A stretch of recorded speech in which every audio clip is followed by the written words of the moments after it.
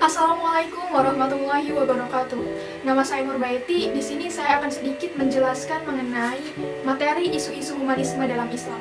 Sebelum saya menjelaskan lebih lanjut, saya ingin memberitahu terlebih dahulu bahwa materi yang akan kita bahas ini berlandaskan kepada dalil Quran Surat Az-Zukhruf ayat 43 yang berbunyi, A'udzu billahi minasyaitonir rajim. Bismillahirrahmanirrahim. Fastamsik billadzi uhiya ilaika innaka ala siratim mustaqim. Yang artinya, maka berpegang teguhlah engkau kepada agama yang telah diwahyukan kepadamu. Sungguh engkau berada di jalan yang lurus. Artinya, ketika kita hidup, semasa hidup kita berpegang teguh kepada agama yang kita percayai, yaitu Islam, maka sudah dipastikan kita berada di jalan yang lurus. Tetapi sebaliknya, ketika kita tidak berpegang teguh kepada agama yang kita percayai, maka jalan sesat yang akan kita dapat. Selanjutnya, pengertian humanisme. Humanisme adalah paham yang mempunyai tujuan untuk menumbuhkan rasa prikemanusiaan, juga bercita-cita untuk memperbaiki atau menciptakan pergaulan manusia yang lebih baik. Artinya, manusia sendiri mempunyai tanggung jawab juga hak atas dirinya dan kehidupannya, agar kehidupannya ini tertata dengan baik. Humanisme juga merupakan istilah yang sering digunakan untuk berbagai jalan pikiran yang memfokuskan dirinya dengan solusi atau pemecahan masalah pada masalah-masalah atau isu-isu yang terjadi yang berhubungan dengan masyarakat. Selanjutnya, konsep dasar manusia. Manusia dalam Al-Quran sendiri sudah banyak disebutkan dan dijelaskan. Maka dari itu menjadikan manusia sebagai tokoh sentral. Manusia juga ditunjuk langsung oleh Allah sebagai khalifah atau pemimpin di muka bumi ini. Karena dari sekian makhluk hidup yang ada di bumi, yang hidup di bumi, hanya manusialah yang mempunyai kelebihan-kelebihan yang tidak dimiliki oleh makhluk hidup lain. Dan bisa dikatakan bahwa manusia ini adalah makhluk yang paling sempurna. Maka dari itu Allah menunjuk sempurna. Maka dari itu Allah menunjuk manusia untuk memimpin di muka bumi ini. Dalam menjalankan kehidupannya, manusia sendiri tentunya tidak bisa hidup sendiri. Maka dari itu manusia bisa disebut dengan makhluk sosial, makhluk yang ketergantungan dengan makhluk lain, dengan manusia lain. Nah, dalam ajaran agama Islam sendiri mengenai kehidupan manusia, banyak sekali peraturan-peraturan yang mengatur kehidupan manusia, mulai dari permasalahan yang kecil bahkan sampai permasalahan yang besar. Maka dari itu Islam bisa disebut dengan agama yang paling lengkap di antara agama yang lain dalam mengatur kehidupan manusia. Selanjutnya, konsep humanisme dalam Islam. Dalam Al-Quran sendiri, kitab suci umat Islam juga sebagai pedoman hidup umat Islam sudah dijelaskan dan ditegaskan bahwa Al-Quran mengutuk penindasan juga ketidakadilan. Karena di zaman sekarang ini banyak sekali manusia yang mengaku beriman tetapi dia tidak menegakkan keadilan. Banyak juga manusia yang merasakan penindasan, juga manusia lemah yang tidak mendapatkan keadilan. Maka dari itu, jika kalian merasa beriman, jika seseorang itu merasa beriman, maka hendaklah dia menegakkan keadilan di dalam kehidupannya. Selanjutnya, konsep humanisme dalam Islam. Dalam Al-Quran sendiri, kitab suci umat Islam juga sebagai pedoman hidup umat Islam sudah dijelaskan dan ditegaskan bahwa mengutuk penindasan juga ketidakadilan. Di zaman sekarang ini banyak sekali orang-orang yang tidak menegakkan keadilan, dan juga orang-orang yang merasa dirinya itu tertindas dan merasa tidak mendapatkan keadilan. Maka dari itu, jika seseorang itu mengaku beriman, hendaklah dia menegakkan keadilan di dalam kehidupannya. Karena dalam Quran Surat Al-Qasas sendiri ayat 77 menjelaskan bahwa terdapat 3 persoalan manusia yang diperintahkan oleh Allah Subhanahu wa Ta'ala.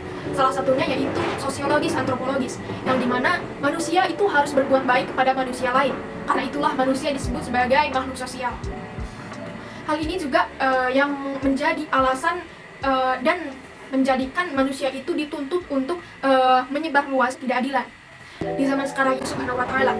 Salah satunya yaitu sosiologis, antropologis, yang dimana manusia itu harus berbuat baik kepada manusia lain. Karena itulah manusia disebut sebagai makhluk sosial. Hal ini juga yang menjadi alasan dan menjadikan manusia itu dituntut untuk menyebarluas ketidakadilan. Di zaman sekarang ini banyak sekali orang-orang yang tidak menegakkan keadilan, dan juga orang-orang yang merasa dirinya itu tertindas dan merasa tidak mendapatkan keadilan. Maka dari itu, jika seseorang itu mengaku beriman, hendaklah dia menegakkan keadilan di dalam kehidupannya. Karena dalam Quran surat Al-Qasas sendiri ayat 77 menjelaskan bahwa terdapat 3 persoalan manusia yang diperintahkan oleh Allah Subhanahu wa taala. Salah satunya yaitu sosiologis antropologis, yang dimana manusia itu harus berbuat baik kepada manusia lain. Karena itulah manusia disebut sebagai makhluk sosial. Hal ini juga yang menjadi alasan dan menjadikan manusia itu dituntut untuk menyebarluaskan, mengaplikasikan ajaran Islam atau bisa disebut juga agama rahmatan lil alamin. Selanjutnya, prinsip humanistik.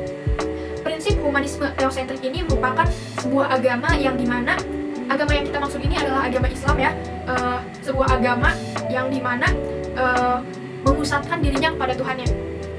Seperti yang kita ketahui bahwa tujuan utama diciptakannya manusia itu yaitu menyembah kepada Allah, tetapi mengarahkan perjuangannya ini untuk kemuliaan peradaban manusia. Prinsip humanisme teosentrik ini atau prinsip humanistik ini kemudian ditransformasikan sebagai nilai yang dihayati dan dilaksanakan oleh masyarakat dan budaya. Maka hasil dari transformasi prinsip humanistik ini bisa kita lihat bahwa konsep agama Islam ini sangat berbeda dan jauh berbeda dengan konsep agama lainnya. Tipologi humanisme dalam Islam. Arkon membagi humanisme ke dalam 3 bagian.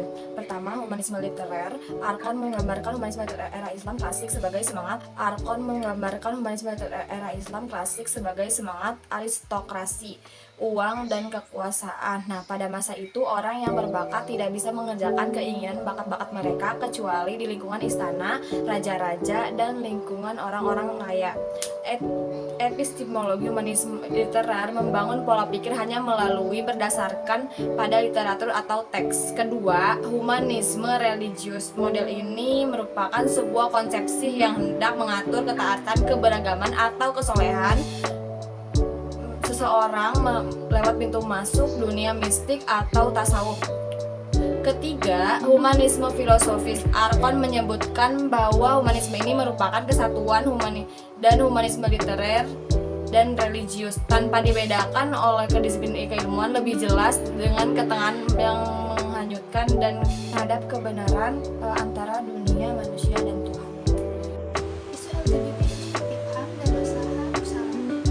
Fenomena lesbian, gay, seksual, dan transgender atau LGBT menjadi isu yang banyak diperbincangkan di tengah-tengah masyarakat.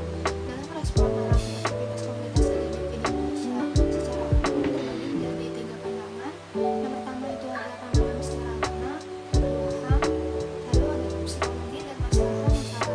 Nah, menurut hukum pidana Islam, homoseksual ini termasuk ke dalam dosa karena bertentangan dengan norma agama, norma asusila, dan bertentangan dengan sunatullah.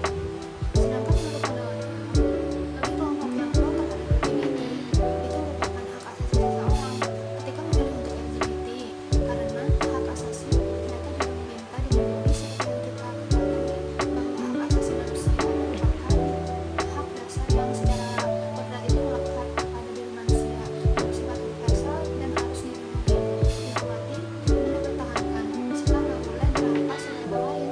Nah, menurut psikologi, homoseksual itu dianggap sebagai penyimpangan yang termasuk ke dalam gangguan jiwa. Namun pada tahun 1973, homoseksual ini dikeluarkan dan tidak termasuk ke dalam kelainan jiwa atau kelainan seks. Nah, setelah dikeluarkan, LGBT itu dianggap perilaku yang alamiah. Nah, menurut masalah Al-Musara, analisis usul fikih terhadap fenomena LGBT di Indonesia dapat menjadi salah satu solusi untuk mengurangi permasalahan tersebut, yaitu dengan mengetahui substansi dan esensi hukum-hukum syariat. Metode qaidah usuliyah maupun qaidah fiqhiyah akan lebih melihat suatu hukum pada aspek nilai dan esensi dari hukum itu sendiri dengan secara lugas dan rasional. Radikalisme dari perspektif Islam. Radikalisme berasal dari bahasa Latin yaitu radik yang berarti raka. Radikalisme ini merupakan paham yang menghendaki adanya perubahan dan pengobatan besar untuk mencapai kemajuan. Dalam perspektif ilmu sosial, radikalisme erat kaitannya dengan sikap anti posisi yang mendambakan perubahan terhadap status quo dengan cara menggantikan dengan sesuatu yang sama sekali berbeda. Radikalisme merupakan pemikiran atau sikap yang ditandai oleh